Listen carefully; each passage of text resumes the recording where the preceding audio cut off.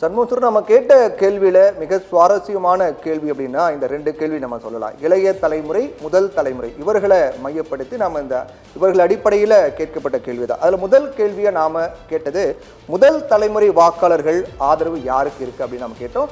அதற்கு 4 முனை போட்டி அப்படிங்கிற அடிப்படையில் 4 கட்சியினுடைய பெயரை நம்ம குறிப்பிட்டிருந்தோம். திமுக கூட்டணி, அதிமுக கூட்டணி, தமிழக வெற்றி கழகம் கூட்டணி, நாம் தமிழர் கூட்டணி அப்படின்னு 4 கட்சி. மற்றவை இவர்களை தாண்டி இவர்களுக்கு எங்களுடைய சப்போர்ட் இல்லை மற்றவை அப்படிங்கிற ஒரு ஆப்ஷன் கொடுத்துருந்தோம். அதில் அதிகபட்சமாக நம்ம பார்க்கும்போது தமிழக வெற்றி கழகத்துக்கு 39 விழுக்காடு இளைய தலைமுறை, அதாவது முதல் தலைமுறை, இளைய தலைமுறை அல்ல முதல் தலைமுறை வாக்குகள் இருக்கிறத நம்ம பார்க்குறோம். திமுக கூட்டணிக்கு 26 விழுக்காடு முதல் தலைமுறையினர் வாக்களிப்போம் அப்படின்னு சொல்றாங்க. அதிமுக கூட்டணிக்கு 18 விழுக்காடு முதல் தலைமுறையினர் நாங்கள் வாக்களிப்போம், அதிமுக கூட்டணிக்கு வாக்களிப்போம் அப்படின்னு சொல்றாங்க. நாம் தமிழர் கட்சிக்கு 12 விழுக்காடு முதல் தலைமுறையினர் நாங்கள் வாக்களிப்போம் அப்படின்னு சொல்றாங்க. தமிழக வெற்றி கழகத்திற்கு முதல் தலைமுறை வாக்கு அதிகமாக இருக்கிறது. 39 விழுக்காடு முதல் தலைமுறையினர் நாங்கள் விஜய்க்கு வாக்களிப்போம் அப்படின்னு சொல்றாங்க. மற்றவை இவர்களை தாண்டி மற்றவர்களுக்கு நாங்கள் வாக்களிப்போம் அப்படின்னு முதல் தலைமுறையினர் வாக்காளர்கள் 5 விழுக்காடு பேர் மற்றவை அப்படின்னு சொல்லியிருக்காங்க. இதில் அதிகபட்சமாக நம்ம பார்க்கக்கூடியது தமிழக வெற்றி கழகம்.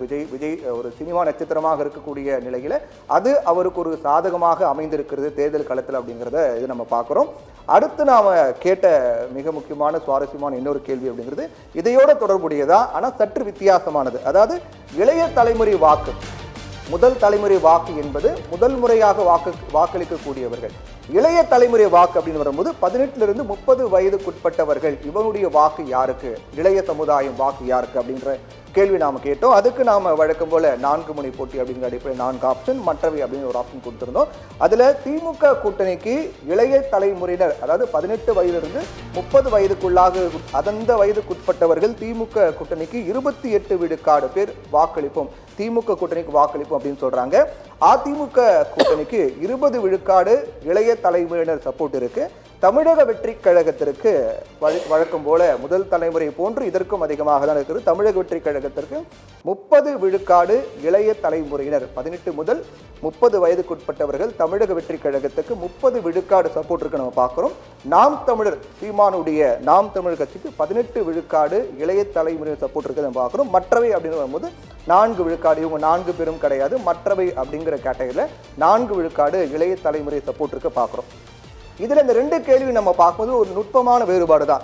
ஃபர்ஸ்ட் டைம் ஓட் பண்ணுறவங்க இளைய தலைமுறை 18 30க்குள்ளே உட்பட்டவங்க யார் அப்படின்னு நம்ம பார்க்குறோம். இதில் முதல் தலைமுறையினர் வாக்கு திமுக, இளைய தலைமுறை வாக்கு திமுக அப்படின்னு பார்க்கும்போது முதல் தலைமுறை வாக்கை விட இளைய தலைமுறை வாக்கு திமுகவுக்கு அதிகமாக இருக்கு. முதல் தலைமுறை வாக்கு 26 அப்படின் போது இளைய தலைமுறை வாக்கு 28 திமுகவுக்கு அதிகமாக இருக்கு. அதிமுகவுக்கு அதே போன்றுதான், முதல் தலைமுறை வாக்கை விட இளைய தலைமுறை வாக்கு அதிகமாக இருக்கு. நாம் தமிழர் கட்சிக்கும் அதே போன்றுதான், முதல் தலைமுறையை விட இளைய தலைமுறை அதிகமாக இருக்கு. ஆனால் இதில் மிக முக்கியமாக நம்ம பார்க்கப்பட வேண்டிய விஷயம் என்ன அப்படின்னா, தமிழக வெற்றி கழகம், விஜய் தலைமையிலான தமிழக வெற்றி கழகத்திற்கு முதல் தலைமுறை வாக்கை விட இளைய தலைமுறை வாக்கு குறைவாக இருக்கிறது.